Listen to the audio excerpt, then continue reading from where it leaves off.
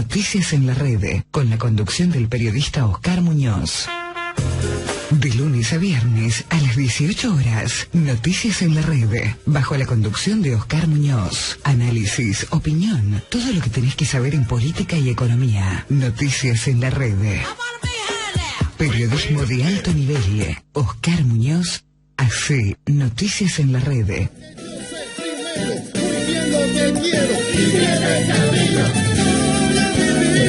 En Radio News, la editorial del señor Oscar Muñoz, aquí en Radio News.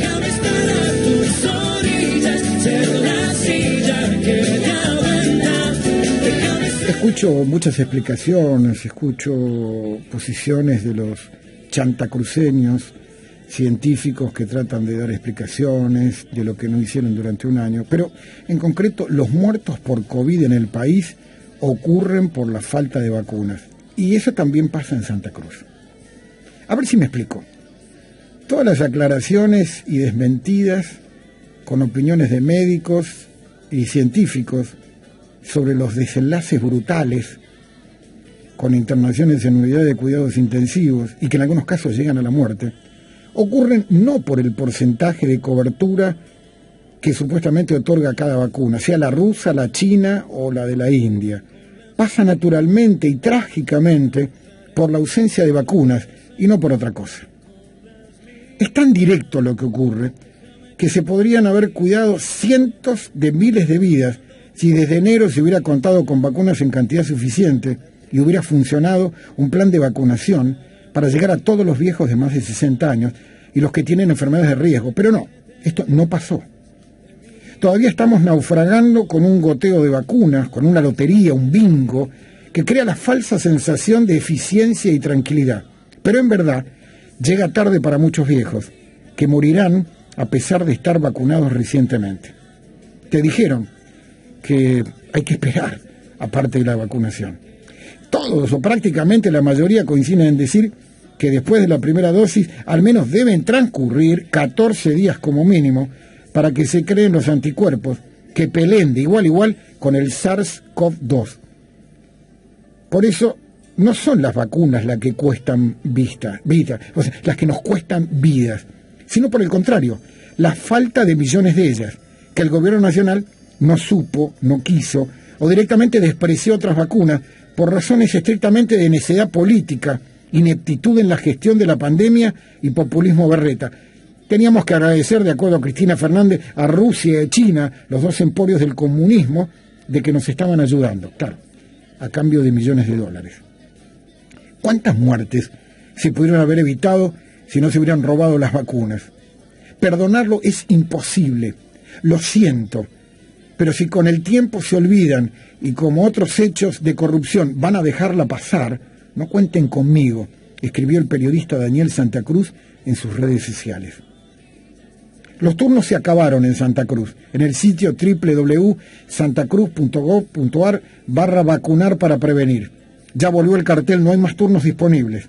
No obstante, la provincia de Santa Cruz recibió 57.900 vacunas. Aplicó del primer componente 38.235. Del segundo componente 6.656. En resumidas cuentas, solamente 6.656 estarían a salvo. Es decir, que desde el año pasado se vacunó a 44.891 ciudadanos de a pie. El resto sigue a la espera del bingo o la lotería. Hay en stock en este momento 13.000 vacunas en Santa Cruz. La provincia registra hasta este momento 660 muertos atribuidos a COVID-19, 304 en Río Gallegos, 38 en Calafate, 162 en Caleta Olivia, 1 en Cañadón Seco, igual en Firroy, 18 en Puerto San Julián, 24 en Río Turbio, 34 en Pico Truncado, 2 en Cololcaique, 7 en Perito Moreno. En la capital nacional del robo de vacunas, comandante Luis Pirabuena, 10 muertos, 8 en 28 de noviembre, 20 en Puerto Deseado, 27 en Las Heras, 1 en Chaltén y se actualizó lamentablemente a 3 muertos los antiguos. y el Ministerio de Salud de la Nación consignó en su último parte que ya en la Argentina hay 58.174 muertos atribuidos a COVID. Se escucha, se ven que hay reuniones y que el gobierno nacional, dicen algunos, deberían tomar urgentes medidas reactivas. Pero, ¿es posible un acuerdo multisectorial en el país para que esto ocurra?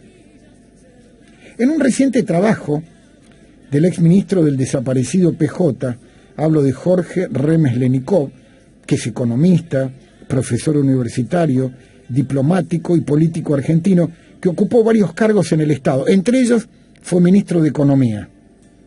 En este trabajo titulado El desencuentro entre política y economía, bases para la recuperación del crecimiento con equidad distributiva, el responsable del trabajo sucio para salir de la grave crisis del 2002, Remes-Lenikov, lo envió a funcionarios del gobierno nacional, a dirigentes del oficialismo, a la oposición, a empresarios, para generar un debate ante la falta de uno.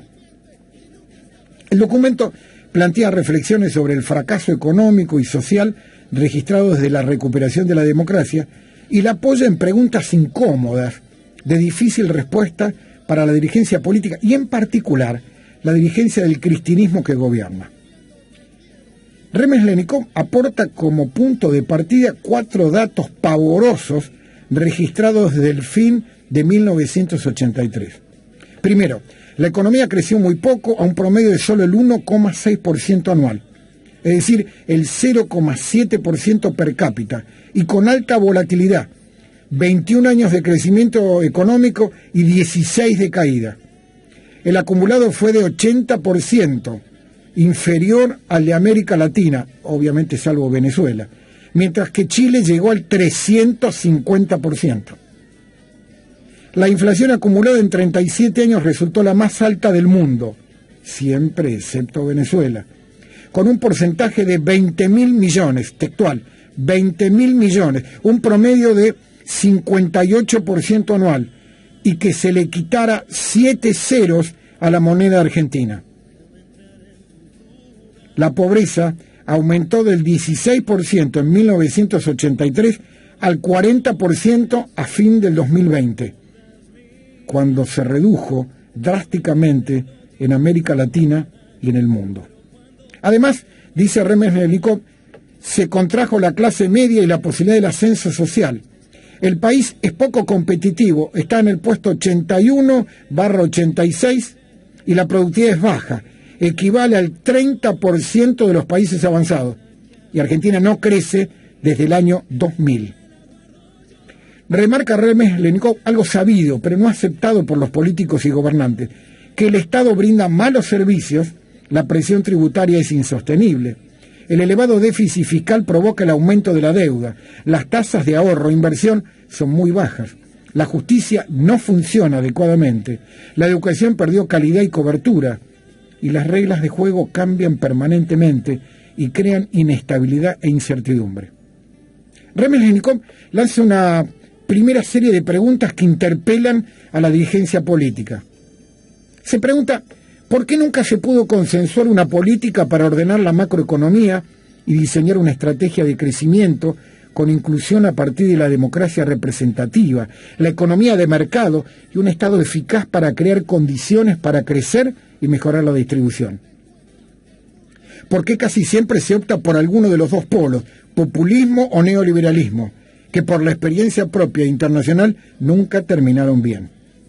Si la gran mayoría de los países, respetando las leyes básicas de la economía, crece, tiene estabilidad de los precios y baja la pobreza, ¿por qué la Argentina, oscilando siempre entre los dos polos, hace todo lo contrario a lo que ellos hacen?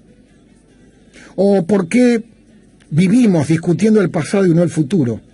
Quienes se dedican a la política deben concentrarse en resolver los problemas del presente y pensar estratégicamente en el futuro.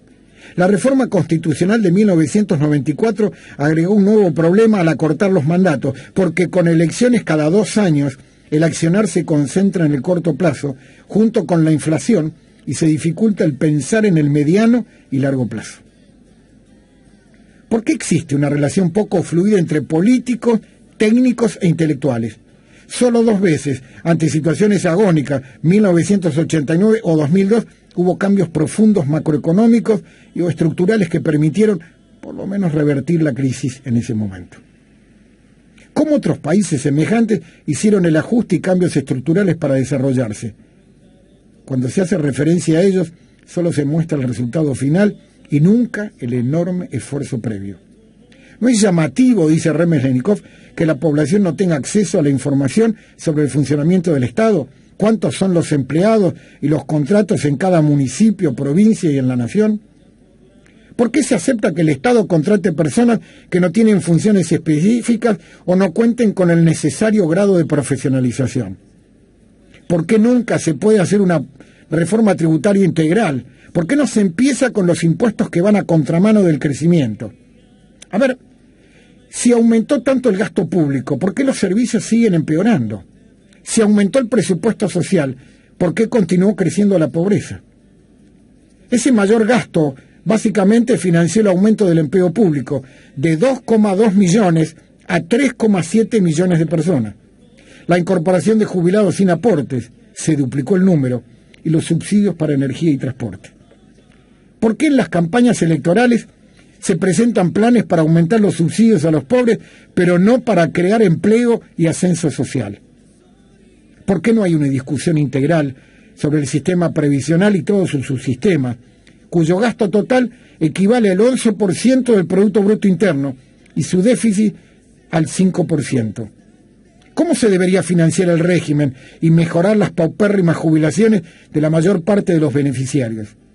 ¿Por qué se han mantenido tantos regímenes especiales que permiten que algunas personas cobren mucho y las otras cobren menos? Es imprescindible tomar confianza y conciencia sobre la profundidad de los problemas y la necesidad de alcanzar algún tipo de acuerdo político, económico y social. Lo peor que nos puede ocurrir es continuar con esta actitud conservadora, por más que discursivamente se disfrace de progresista. Si se sigue haciendo lo mismo en un mundo que avanza y cambia aceleradamente, nos seguiremos hundiendo en la decadencia. Y habrá que afrontar los costos, pero serán considerablemente menores a los de no hacer nada. Que Dios nos ayude, o en quien ustedes crean. Muchas gracias.